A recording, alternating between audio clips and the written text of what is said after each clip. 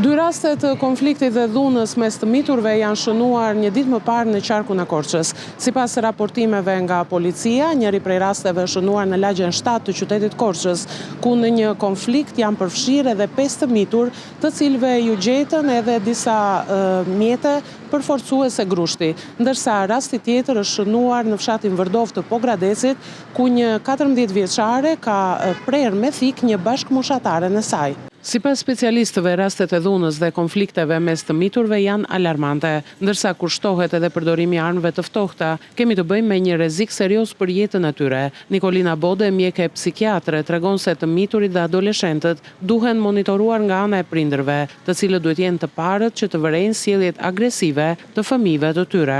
Është presioni i moshës, faktori psikologjik, konkurenca, dëshira për të dukur, për të qenë më të fortët, që është karakteristik e moshës së adoleshentëve, ndërkohë heqja e vëmendjes familjare, monitorimi familjar është kryesor në sjelljet e tyre, përpara se të ndodhë një konflikt dhune, qoftë konflikt me grushte apo me mjete prerëse, e para që duhet të bjerë në sy familjes është sjellja agresive. Një rol të rëndësishëm për minimizimin e këtyre rasteve duhet të luajë edhe sistemi shkollor nëpërmjet mësuesve dhe psikologëve.